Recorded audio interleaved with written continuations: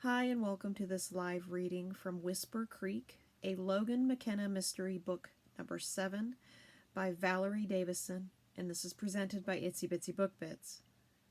Prologue. A light rain misted the highway. The tires hummed. Alignment. Need to get that checked. But not tonight. Tonight, tire alignment was way down the list of priorities or concerns. And after tonight, such worries would be swept away. Almost there. 20 minutes later, a great horned owl, perched high above Whisper Creek, hunched against the slanting rain, taking it all in. The parking lot, the school, the gardens beyond. Large yellow eyes tracked the solitary figure skirting around the edge of the dining hall, hidden by the shadows of western red cedars and pines. Family was supposed to show up for the talent show by 5.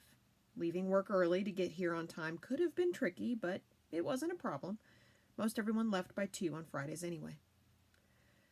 A frisson of energy and hope shot through the driver's body, ending with a tingling at the fingertips. Soon. Very soon. Freedom was within reach now. Tonight, the bitch would die, and not a nanosecond too soon. No rush, though. No reason not to enjoy the evening. Parents and faculty were arriving. Gravel crunched, warm, golden light exuded from the dining hall's open doors, welcoming everyone. Cheerful chatter floated out into the forest. A staff talent show. What a great way to kick off the year, and a great cover for whatever sounds might otherwise break through. Ah, there she was, stepping out of her Lexus, all red stiletto heels, form-fitting suit, and that waterfall of perfectly smooth blonde hair. Bitch. She had no idea these steps, these last few hours of flirting and manipulating and controlling were her last.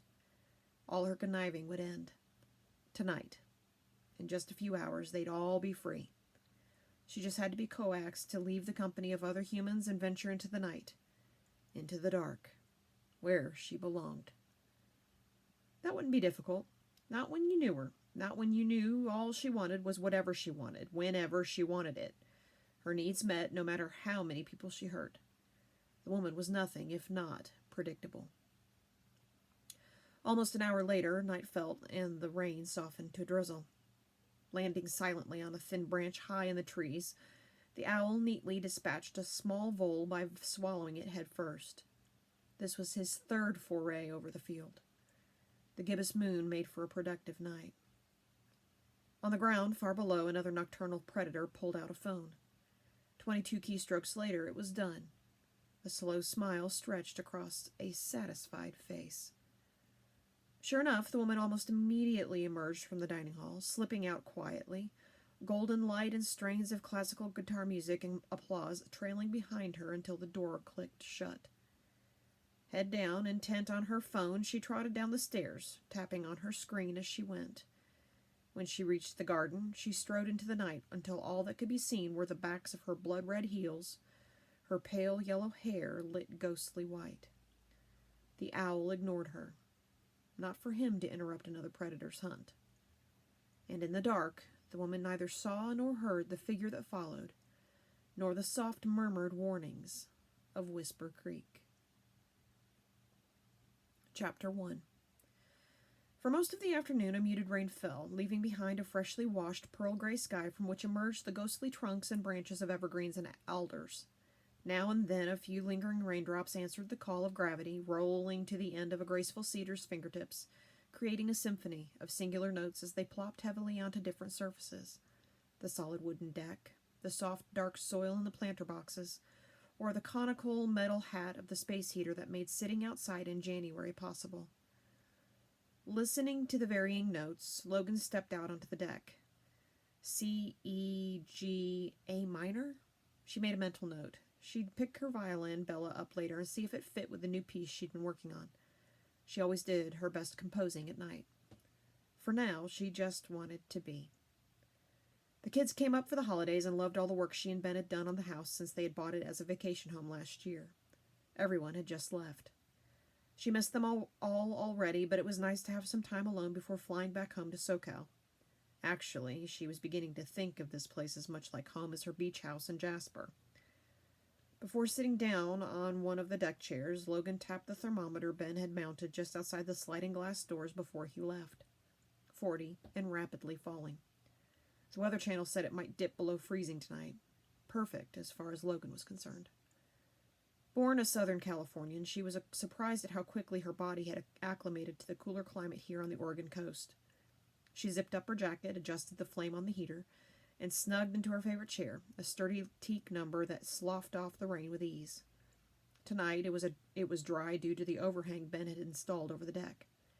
It allowed them to stay out of the rain while still leaving the sides open to let in the fresh air. Although she loved the view of the ocean down and across the highway from the front of the house, Logan found herself more often drawn to the back deck, immersing herself in the calming company of the trees. Her whole life she'd been rushing, raising Amy, running the business with Jack, then, after the car accident, picking up the remnants of her life, rebuilding, and creating and running her seminal music math program, Fractals. She'd pulled Bella out from the back of her closet and had been rediscovering her music, learning to love and trust again. In just the last 3 years, her fairly simple life had expanded to include not only a significant other, a son-in-law, a grandson, the mother she'd been estranged from for most of her life, but also a half-sister she didn't know she had. It was all good, but a little overwhelming at times. Almost completely dark now, Logan could only see a few feet into the forest. The house, built on the eastern edge of the small coastal town of Depot Bay, Oregon, backed onto a large tract of forestry land extending she didn't know how many miles east. She just knew it was a selling point for her. She liked quiet, and didn't want to live in cheek and jowl suburbia or watch anyone brushing their teeth in the morning across 10 inches of manicured lawn. As the space heater softly hissed and occasionally crackled beside her, the trees became silhouettes in varying shades of charcoal and ash. Cedar boughs nodded sleepily. The whole scene faded slowly into a watercolor wash in gradients from slate gray to obsidian. Just as her eyelids began to lower to half-mast, a distinctive shape in the gloaming caught Logan's attention. Leaning forward, she peered into the forest. High in an alder, perched absolutely still on a slender branch, sat what must be an owl. But it wasn't like an owl Logan had ever seen. For one thing, it was huge. And no ear tufts. Just a very rounded head like a Russian nesting doll. But in every other way, it sure looked like an owl.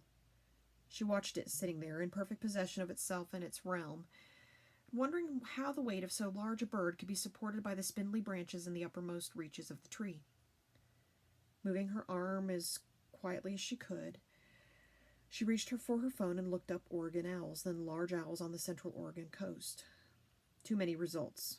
When she added mixed conifer forest to her search request, Google presented her with a couple of possibilities, including the snowy owl and the great horned owl, but that one had prominent ear tufts sticking up.